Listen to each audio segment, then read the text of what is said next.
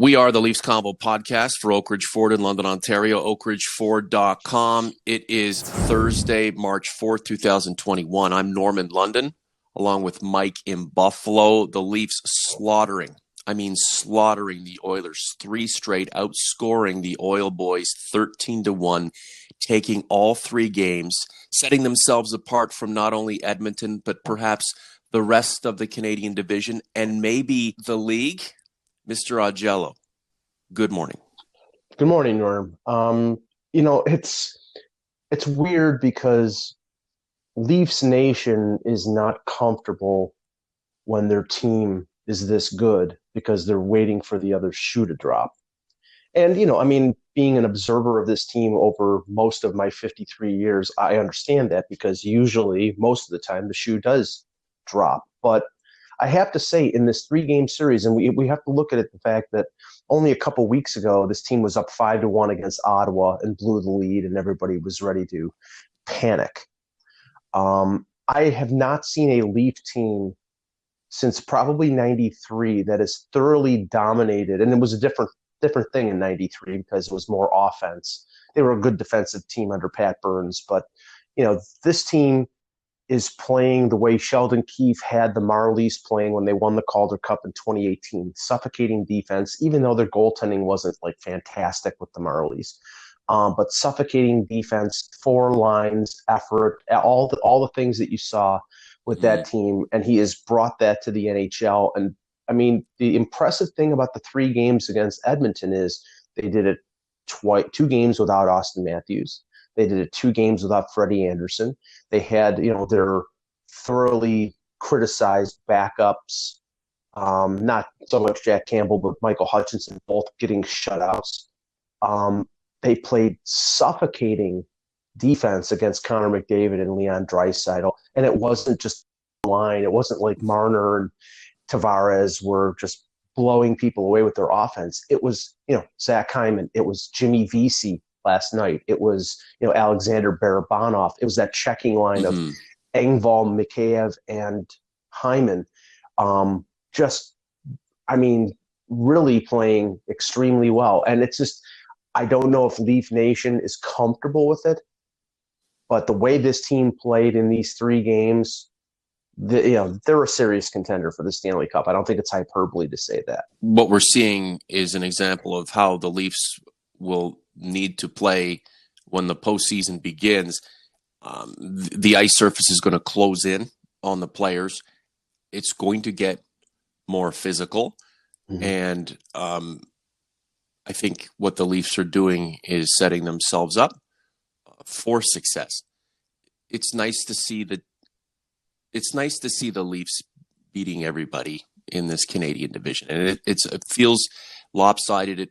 It doesn't feel like it'll have full value until the playoffs, right, Mike? But this is the situation that all of these teams have to deal with, so they have to make the most of it. And instead of lament it and kind of slog your way through the process, you may as well rise to the top, do as best as you can, and if you dominate, you dominate. I like the fact the Leafs are dominating in a defensive way, so we may as well applaud it and get excited for what's next. Yeah, it's funny. I've heard this critique from outside of Canada, the Canadian division. I look at the American divisions, and I think that there are teams that are dramatically flawed. But you look at the division with Tampa and Florida, and they're at the top of the heap, and then the East with Washington and the Islanders and the Bruins, and they're all pretty good clubs, and even some of the clubs lower down are pretty decent. Everybody in the Canadian division is flawed. Even the Leafs, they're not a perfect team. But Winnipeg needs defensive help. Edmonton's goaltending is horrific, and they have not learned how to play defense, and they rely too much on McDavid and Draisaitl.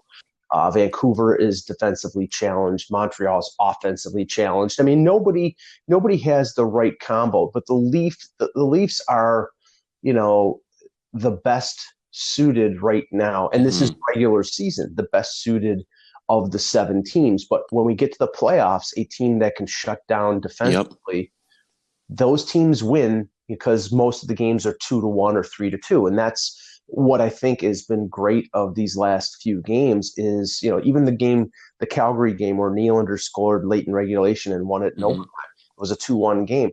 The Leafs have shown an adaptitude, excuse me, Yeah.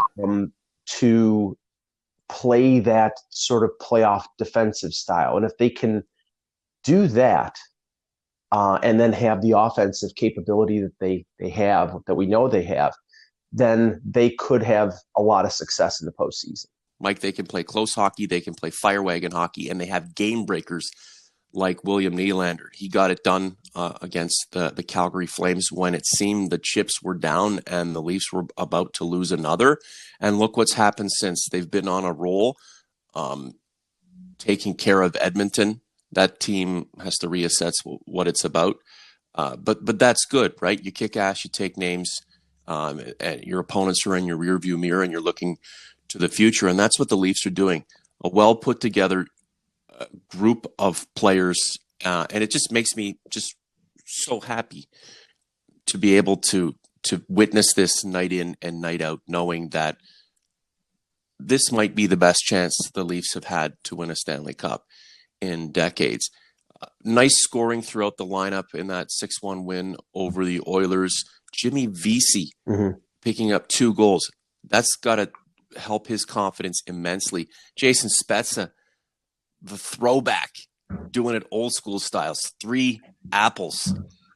He just keeps on taking. Nylander with a beautiful curl and drag and just pause and just wicked little snipe. Marner with an assist. Austin Matthews didn't get anything, but you know what? That's okay. He's still getting back into the flow of things. Again, throughout the lineup, a diversity, layered, everybody contributing. And you have to think, Mike, Wayne Simmons isn't even in the lineup right now. And Elliot Friedman thinks that this team is going to augment even further by upgrading the top 6. Well, first on the diversity and the depth of scoring, Nylander scored in all 3 games in Edmonton. He's red hot right now. And, like our previous convo, Dr. Nylander has showed up. It's not Mr. Willie. And as long as Dr. Nylander continues to show up, I don't think people will complain because he's a top end offensive talent. And he, when Matthews was out, he stepped up and really played well. And that's what they need. Tavares and Marner, everybody really stepped up. Yeah, I'm sorry, Mike, just to interject there. John Tavares, we're talking about William Nylander because he's scoring some really nice goals. And again, he's the focal point. He's the pariah. John Tavares, the captain, people think he gets off the hook in terms of criticism because he's Canadian and he's the golden boy. That's bullshit. He's just a quiet guy. He's not very controversial in any which way, shape, or form. But he's quietly putting together a succession of games where he's doing everything right and getting points. We're not going to talk about him at the same level we do with William Nylander, and that's just the way it is. Yeah, he's at a almost point per game pace. And if he continues that as a second line center behind Matthews, getting 18, 19 minutes, where as opposed to Matthews is getting 25, you can't complain. But yeah, it's the diversity of the offense. It's, the Zach Hyman scoring on that third line, which that third line, I'm sure drove the Oilers batty because, Mikheyev with his speed, by the way, did you see him beat or at least even McDavid on the line, basically a race to the other end? I mean, if Ilya Mikheyev could put a stone in the ocean, he would be, right now he just can't seem to score. But that he's the type of guy that in the playoffs he could score a couple goals, and when he struggles in the regular season, but it's just getting the puck to the net. But don't you think visually that race to the puck represents this Oilers-Leafs battle? The best player in the league, either barely tying or slightly losing to, the Leafs' 10th best player. It's just impossible right now for the Oilers with all of their scoring prowess to match up with the Leafs team that has an equal amount of scoring talent and so much more. That race to the puck represented how these teams shape up. The Leafs are just better. Yeah, it's funny because I have, and I'm sure many Leaf fans don't have this sympathy, but I have sympathy for Connor McDavid and Leon Draisaitl because they're two of the best players in the league, and their organization is just fatally flawed in terms of they haven't had a good goaltender since Cam Talbot, and that Cam Talbot I don't think is a legitimate number one, and their defensive concept has been bad. Even with a good coach like Dave Tippett, they just can't seem to put it together. And I said, until they get better defensively, until they get a number one goalie, they're never going to win. And Terry Koshan, one of my compatriots from the Toronto Sun, said, when was this tweet written? And I says, well, I save it up and I tweet it every year because it never changes. So, Mike, seriously, it hasn't changed. I have the same sympathy for Connor McDavid that who was number one overall in 2015 as the second overall pick, Jack Eichel. They're throwing their careers away at teams. Their prime years with teams that just don't know what it takes to put together a winning formula. And I feel because maybe McDavid stays his entire career with Edmonton, but Jack Eichel, he's probably going to force his way out of Buffalo in a couple of years because the team doesn't know what the hell they're doing. And maybe you can say that at least Kyle Dubas and Sheldon Keefe have a clue of what it takes to have a winning franchise and the pieces that it takes to have a winning franchise. Now they just got to prove it when it counts in the playoffs. Elliot Friedman last night getting Leafs Nation into a bit of a frenzy by essentially stating that the Leafs are looking and most likely will upgrade their top six. Like, that top six is already pretty stellar. Imagine upgrading it. Well, I think what he is basically pointing to is the fact that they want to lengthen their lineup. If they can acquire somebody who fits into the top six, that allows them to move Kerfoot back to the third line center, maybe use Engvall as the fourth line center.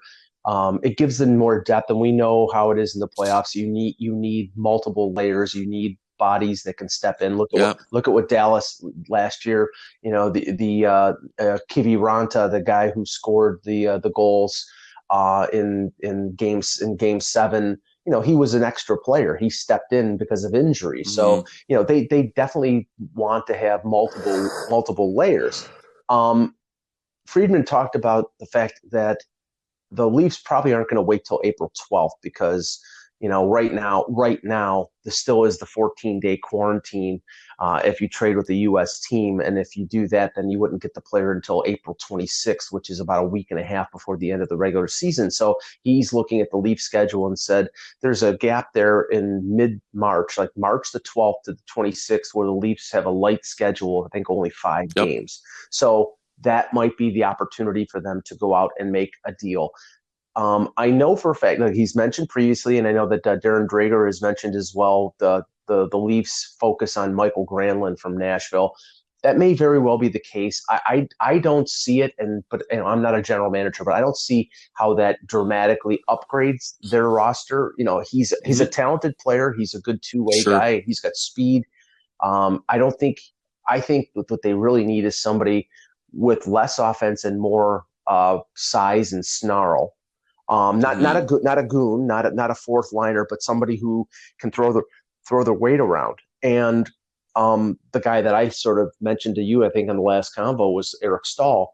But the factor here is, the Leafs don't have a ton of cap space, and whoever they trade with, that team is probably going to have to retain significant salary for them to make the deal. And the question is whether they're going to have to trade anybody from the existing roster to be able to make that deal. I think it'll probably end up being a draft pick because there's a lot of teams out there that are just looking to shed salary, and they'll probably take anything, not anything, but a future asset to get rid of money in a pandemic challenged world right now.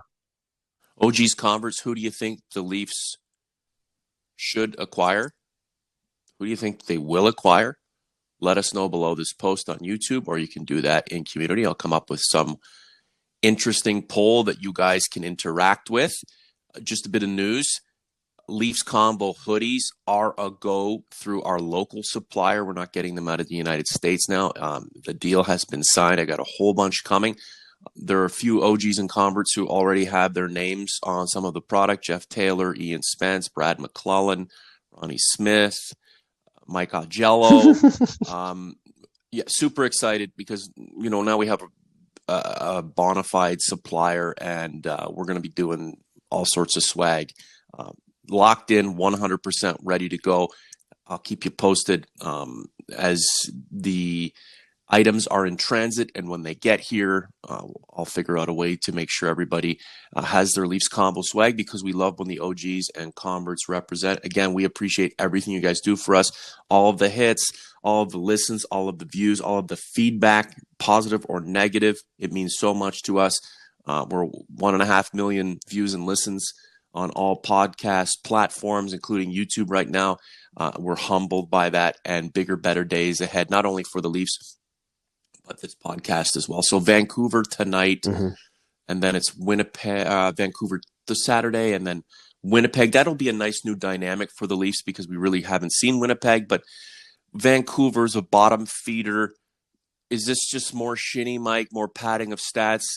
Do the Leafs really have to lock in now against these teams that you think they're going to kick the shit out of, and focus on who cares about scoring 8, 9, 10 goals a game?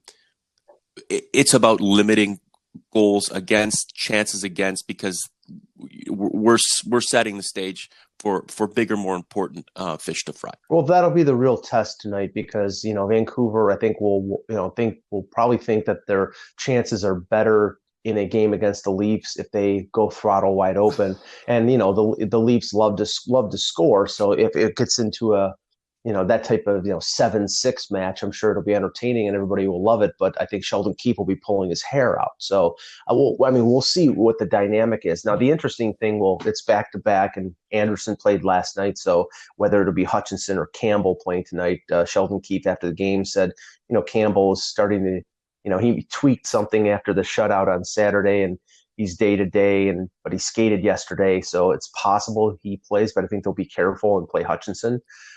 Whose stats are really good. And, in the back-to-back, even though Spezza had 3 assists last night, I think they probably will give him a night off and maybe put Barabanov back in the lineup. And, I think that's one of the things that Sheldon Keefe and the medical staff of the Leafs, when you have a 37-year-old player like Spezza or a 41-year-old player like Thornton, you're going to have to, manage their minutes. And in spite of how well they're playing, you've got depth in the organization that you can play some other players and not have an appreciable drop in the talent and the performance of the club. I can barely make the kids' lunches without pulling a hamstring between the counter and the fridge and tearing my labrum when I'm buttering bread and toast and whatever, making sandwiches. And these guys are out there playing at a high level. And I'm thinking beyond that, like Tom Brady. What is he? 45, and he's like, it's remarkable, Mike. A couple of things. Yeah, I really want the Leafs to keep playing defensive hockey, and if it's a 2-1, 3-1, even if they lose, by a goal, just to buy into that defensive way of getting things done. It's not as sexy as the high scoring games, but we know that this is all a precursor to the playoffs to come. And I'm repetitive on this because that's what we are. And there still is a bit of second guessing on this entire process, because they're playing a round robin tournament with 6 teams over and over again, and there are 31 teams in the league. So you're not really getting a good sample of what you'd be facing in the playoffs when you're playing the same teams over and over again. This is what it is, but you will always second guess yourself until you get a chance to open it up and play the rest of the league, because you'll get a larger sample size. And then obviously the different look and the broader complexion of the schedule would certainly change how the Leafs develop results, right? But again, it is what it is. And the other thing that I was just noticing from the game last night, man, I miss fans in the stands. Mm-hmm. I really do. You wonder how it would change the way these guys play when there's 20,000 rabid lunatics like right on top of them, living and dying with every damn play. Last word to you. Well, I'm hopeful, because it seems that the vaccine is being spread in, wide amount, that everybody in the U.S. is going to be vaccinated by April or May. That's the way it sounds, and I'm hoping that the same will be the case in Canada. That will allow fans to be at Scotiabank Arena for the playoffs, and the Blue Jays being able to play not in Dunedin or Buffalo, but in Toronto, and for people like me to be able to cross the border and cover both teams. So let's keep our fingers crossed, because it would be nice to actually have fans in the building if the Leafs are making a run for a Stanley Cup for the first time in 54 years. No doubt. We deserve it in general. We'll get there. It feels like something's missing from this equation that is coming together. But we have to take our own advice and just game at a time, enjoy what we have, and know that bigger, better days are ahead for the Leafs and, of course, this podcast. Michael, talk to you soon, brother.